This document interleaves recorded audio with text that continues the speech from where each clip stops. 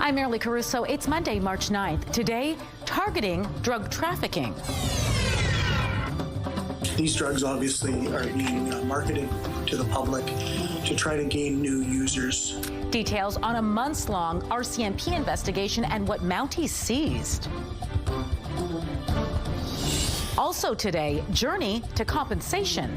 We were the first ones on site, and we were none the wiser. There's no protective gear whatsoever. Why one Manitoban is speaking out decades after a work-related injury, and what advice he has to offer. Plus, the first in the country when free menstrual products will be available to Manitobans in the workplace.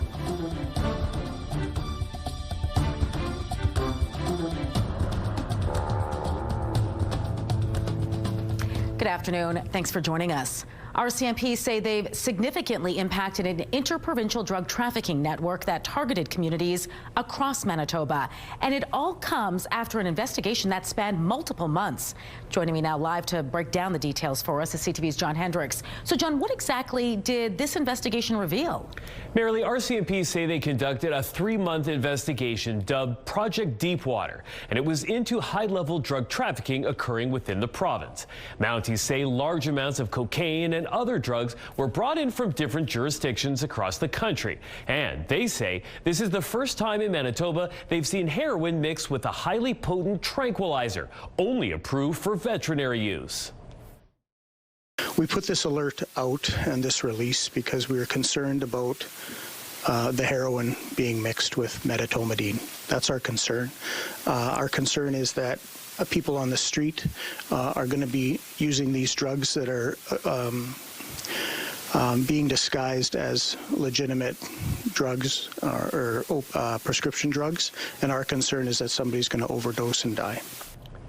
RCMP say search warrants were executed at 2 homes in Winnipeg's Amber Gates neighborhood in early February as part of the investigation.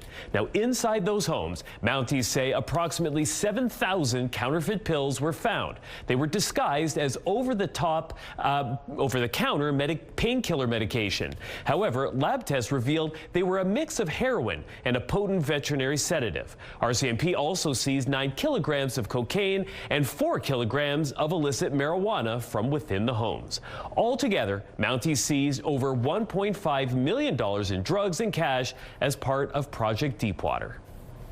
A 35-year-old man from Winnipeg who was known to police has been arrested. He's facing 2 counts of possession for the purpose of trafficking and possession of proceeds of crime over $5,000. None of the charges have been proven in court, and the investigation remains ongoing. So, John, what else do we know about this animal tranquilizer and its concern? Marilee, public health officials are also raising the alarm about that medetomidine. The Winnipeg Regional Health Authority's mobile public health service says the drug has been confirmed in Winnipeg's drug supply at what they're calling concerning concentrations. It says the drug can cause prolonged sedation for several hours, and that standard opioid treatments such as naloxone are not effective. All right, thanks for this, John. One person is dead following a 2-vehicle crash on the eastern outskirts of Winnipeg. It happened shortly before 8 a.m. near the intersection of Fermor Avenue and the Perimeter Highway. Police say the 2 vehicles were traveling eastbound on Fermor at the time. One person suffered minor injuries while another person in the other vehicle died. Police have not released the names or ages of those involved. Investigators are still trying to piece together exactly what happened. Meantime, a devastating crash near the town of Roland has claimed the lives of 2 men from Winkler. That happened on Friday. It happened on Road 428, about 6 kilometers south of Roland. Mounties say 2 trucks were stopped on the side of the road to help a man whose car had gotten stuck in the ditch. And according to police, a 17-year-old girl driving southbound didn't realize those trucks were stopped until the last minute. She then swerved into the ditch and ended up hitting the stuck vehicle. The 44-year-old man inside of it, along with a 73-year-old man who had stopped to help, were both killed.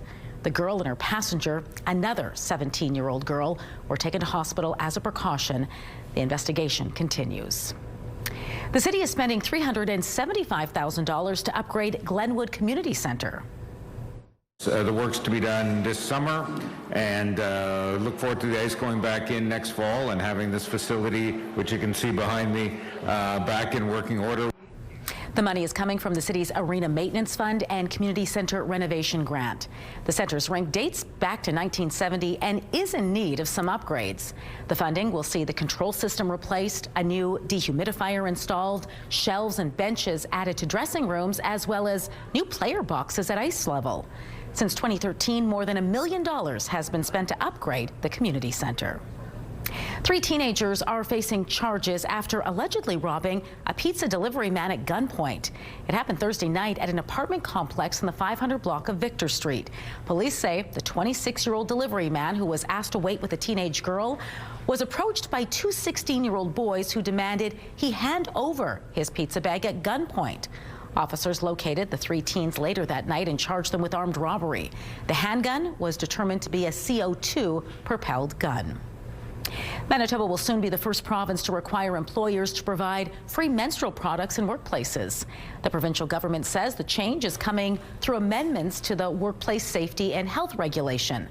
The requirement goes into effect in early August, and the Workplace Safety and Health Branch will enforce compliance through existing workplace inspections.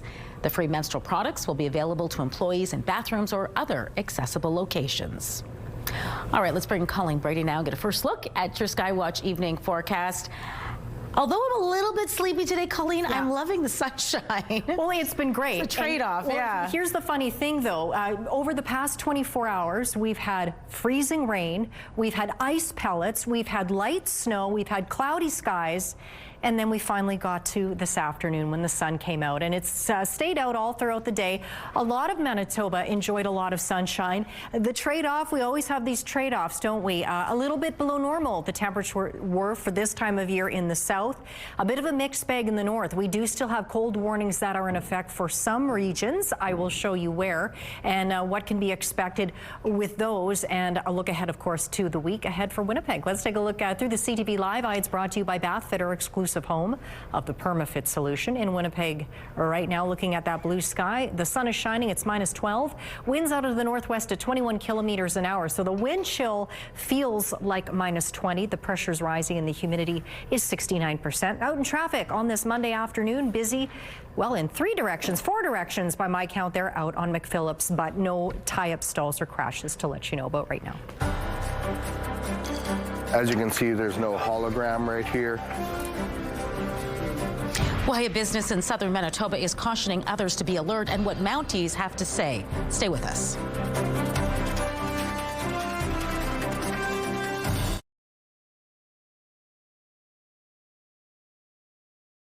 Get Winnipeg's top stories, breaking news alerts, and watch live. Download the CTV News app. The price of oil whipsaw today on events related to the Middle East conflict. The U.S. president is telling CBS News the war against Iran is very complete. That put downward pressure on the price of oil, which had spiked close to $120 U.S. a barrel on the weekend, on news that Gulf oil producers are trimming production because they've run out of room to store it. Here are the closing numbers for the day. The Canadian dollar is down to $73.62. West Texas Intermediate is down almost $4 to $86.99. Western Canadian Select up over $8 to $73.59. And the TSX gained 105 points today to end the day at 33,189. Those are your business headlines. I'm Merle Fernandez. A former RCMP officer is encouraging veterans who need assistance to stay persistent when applying for coverage through Veterans Affairs Canada. It comes after Winnipeggers Lance Rayner's disability benefit for an on-duty incident was denied multiple times before finally being approved last year. Rayner says the incident dates back to January 1978 when he was stationed in the Northwest Territories. He says a radioactive Soviet satellite crashed nearby, and he was instructed to guard it to ensure the Russians couldn't retrieve the pieces. However, in the process, he says he was exposed to radiation, which he links to a 2022 cancer diagnosis.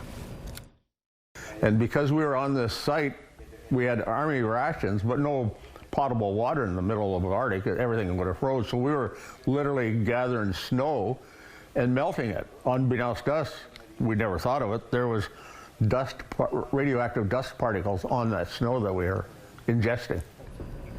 Rayner says he submitted a disability benefit to Veterans Affairs Canada in 2022, which was denied. However, he says after multiple appeals, his application was approved and he received acknowledgement his cancer diagnosis was work-related. CTV News has reached out to the Veterans Review and Appeals Board for comment, and we are awaiting a response. A business in Steinbach is warning others to be vigilant after it says a customer tried to pass off a phony $20 bill. As you can see, there's no hologram right here. It says prop money right on it. Lounge manager Charles Tyson from the France Inn says he's encountered quite a few counterfeit bills in his career, but this one was one of the more obvious ones. He says a customer handed it to a server who noticed right away it was fake. And when the customer was confronted, Tyson says they simply walked out. Just be aware, make sure that your staff is well trained, and know that this stuff is out there and it happens, especially in the lower denominations. There are a lot of places that don't take 100s and 50s for that reason, because they know that it's counterfeit and they take a larger hit on it when they do take them in. Tyson says in his experience, counterfeit toonies are actually much more common. You can recognize them by the so-called camel toe on the front paw of the polar bear. This all comes after several reports of phony bills circulating last year, including an almost identical counterfeit 20 someone tried to use at Winnipeg's Four Crowns restaurant and bar, and fake $100 bills circulating in Winnipeg and Neepawa. RCMP say they are aware of online marketplaces selling counterfeit currency, but can't confirm whether there's any connection to the increase happening in our province. Mounties say you should report every time you suspect you've been handed a fake bill.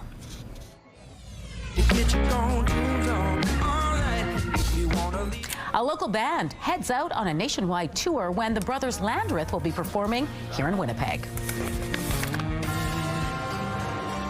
Have a news tip? When you see news happening, let CTV News Winnipeg know. Text your tips, pictures, and videos to 10400. That's 10400. Message and data rates may apply.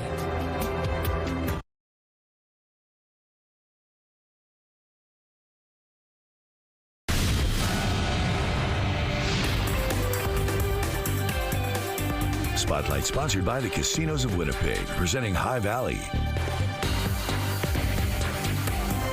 Colleen Brady is back now for Spotlight, and we're hearing a two-time Juno Award-winning band from Winnipeg is about to go on tour across North America. That's right, Marilee, and they're finishing off with a hometown performance this fall.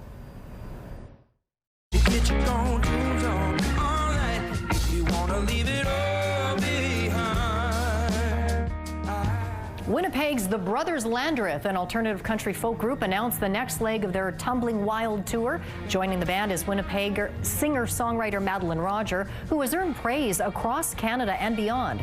The group is set to perform at the Burton Cummings Theatre on November 21st. Tickets go on sale Wednesday morning at ticketmaster.ca. Pixar's latest film leaped its way to the top of the box office over the weekend. Did it ever? Hoppers, Pixar's first original hit in nearly a decade, topped the box office with $46 million in its opening weekend. Mabel, be careful!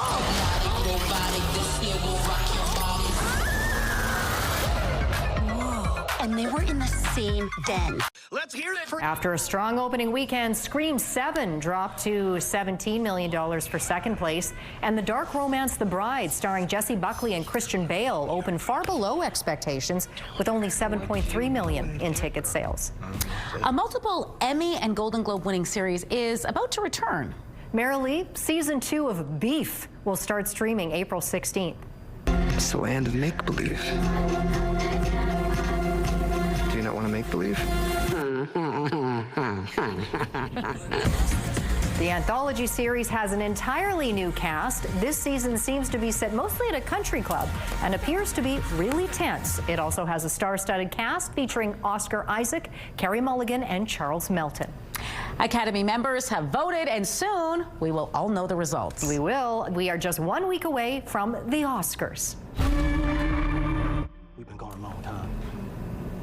Vampire horror film Sinners leads the list of nominees up for consideration in 16 categories. In several of those, it's expected to face stiff competition from Paul Thomas Anderson's One Battle After Another, not to mention fellow multiple nominees like Frankenstein and Marty Supreme, just to name a few. A total of 10 titles are up for Best Film. Comedian Conan O'Brien will return to host the 98th Academy Awards next Sunday evening, airing right here on CTV. All right, now to a strange one. A woman has been arrested after shots were fired at Rihanna's home over the weekend. That's right, and the pop star was inside the house during the ordeal. Usually just occurred approximately 10 shots heard. EPR believes the shots came from across the street.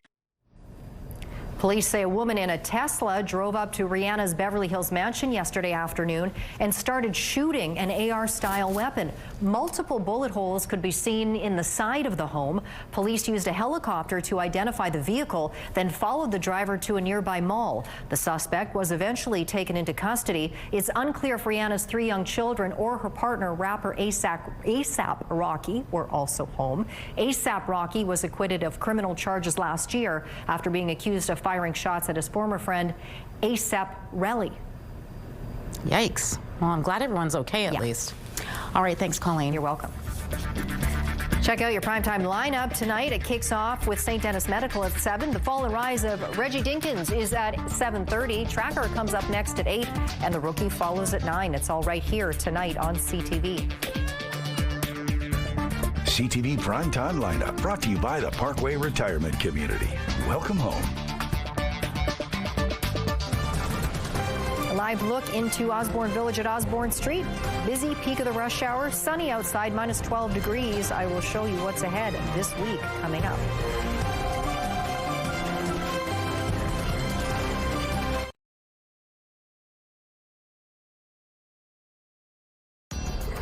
Women's clothing provided by R.W. & Company. Salon services provided by S&Teak Spa Salon.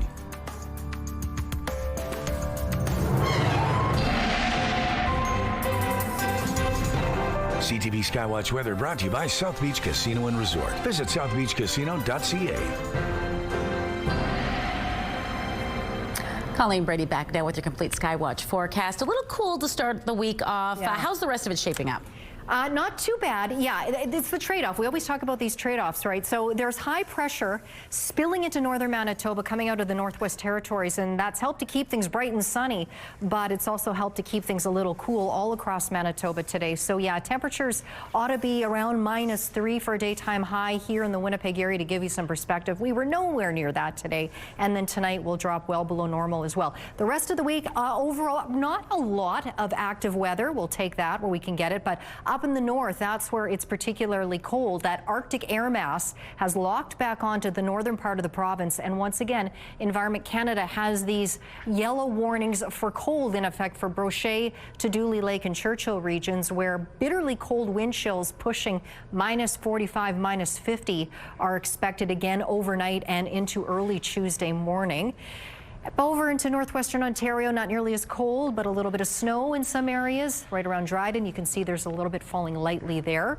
As we move throughout the evening ahead, like I say, pretty uneventful. Not a lot heading our way, perhaps just this narrow band of snow, but we'll see temperatures fall close to around -20 in parts of southern Manitoba, including here in the south. We ought to be not nearly as cold now that we're well into the month of March. Overnight, we go into Tuesday morning. There's this band of snow that crosses the Interlake, but you can see this tail swoops down into the southwest, so there's a chance it could clip you there, and then as it makes its way a little further off to the east, we could see some of it swing through into Winnipeg, but the odds are low, and as you can see, there's not much to it, and it moves on out pretty quickly. Into Wednesday we go, where there's a little bit of snow popping up there, at least on the future cast for parts of the southwest. Again, not much to it. The north remains pretty bright and pretty sunny under the influence of that high pressure and that Arctic air. -19 is our overnight low tonight for Winnipeg. The normal low for this time of year is closer to -13 degrees for some perspective. Winds out of the south at 10 kilometers an hour tomorrow,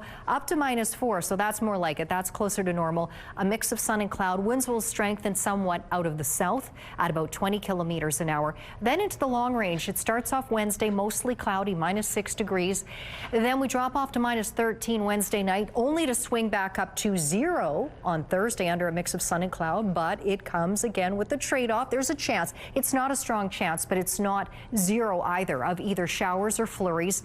And then Friday, by comparison, much cooler, -7, increasing clouds into the afternoon. The weekend, cloudy Saturday for the most part, with a chance of flurries, -8. Mix of sun and clouds Sunday with a high of -11. And you see those overnight lows on the weekend too, a little cool. -19 Saturday night, and then all the way down to -22 degrees on Sunday night. So we're at that time of year, folks, where we swing back and forth between milder and colder temperatures. This first photo takes us out to La Broquerie. Lovely photo of that tree there. That photo is from Jason. Very wintry indeed. And this next shot's lovely too. This is from Cheryl up at Hecla Grindstone Provincial Park. Send us your weather photos by email to winnipegweather@ctv.ca. Thanks, Colleen. Well, here's your reminder that new isn't always necessarily better. I guess it's one of those things, they don't build them like they used to, right? And it was purring like a kitten when we came here. Buttons Heating and Air Conditioning set out to find the oldest working furnace in the Durham region near Toronto, and they found it at the home of Doug Bothwell. His furnace had been around for 69 years. Now, as part of the contest, Doug was given a brand new furnace free of charge. His old furnace, though, as you heard, was working just fine. However, the new model will be much more energy efficient. Hopefully save him a few bucks on his bill. I hope so. Yeah. Well, that's pretty good. Good run. Yeah. It's been a good run. You must have done some good maintenance on it over the years. All right, that does it for us this hour. Don't go farther. We're back at 6 o'clock with much more local news. Hope to see you then.